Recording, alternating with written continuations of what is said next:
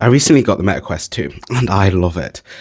But then the Meta Quest 3 was released not too long ago as well. And all of a sudden you have a decision to make. The Meta Quest 2 and the Meta Quest 3. If you're new and starting out in VR, then I would recommend the Meta Quest 2. It offers so much, especially for the lower price point of $249. And what also ties this together and affirms my decision is the game category selection you get on the Meta store. During the time I've owned the Quest 2, I've bought a couple of games, such as FNAF, Assassin's Creed, Super Hot, and my favourite, Beat Saber. Each game has its unique style and play. The game I'm currently stuck in at the moment is Assassin's Creed. It's amazing. The graphics are visually stunning for someone new to VR, with immersion that can keep you hooked for hours. Beat Saber is no different. Slicing blocks is easy. If you're up for a challenge, you can play with others online without the hassle of a subscription. Big screen is for those who want to sit and relax and enjoy their favourite movie, or getting to know new people from all walks of life. So I wasn't prepared for the type of experience the Quest 2 would offer me, causing this. What the fuck? And do not play horror games on it. Before I continue, just hit the subscribe button.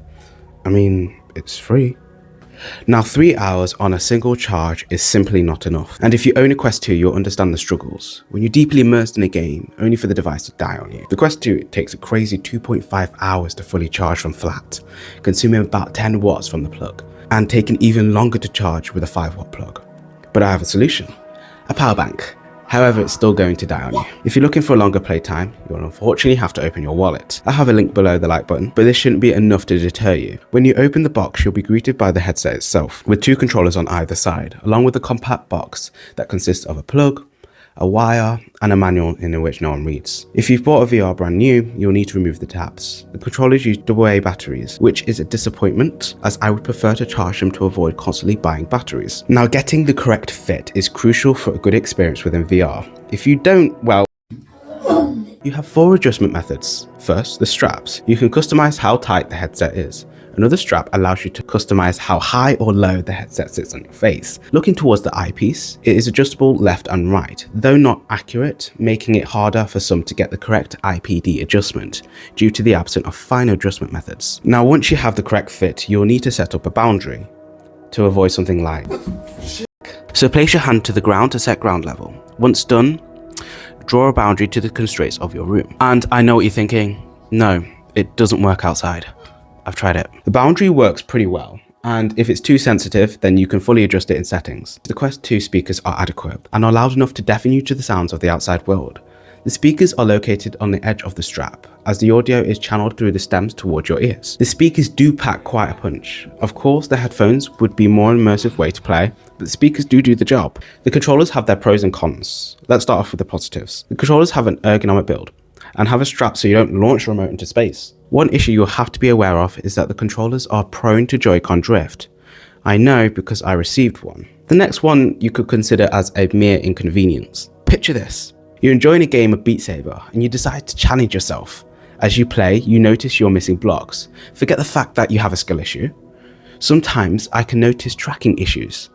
I picked up on the fact that the Quest 2 doesn't fare well with tracking quick concession movements, especially in low light conditions. I will still complain about the use of AA batteries, but it's not all negatives. It lasts quite some time on a single set of batteries, about 1 month before change.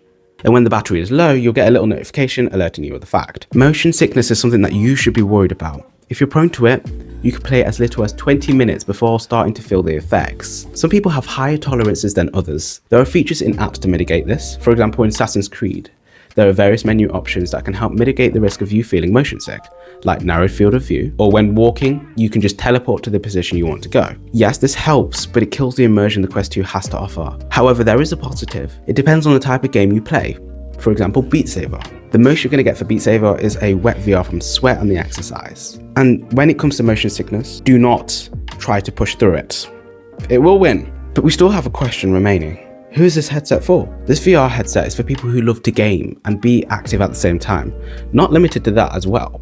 You can also use it to bring family together, traumatizing them with scary games. Well, ultimately, it depends on you. I can't go around recommending you to buy something if you're never going to use it.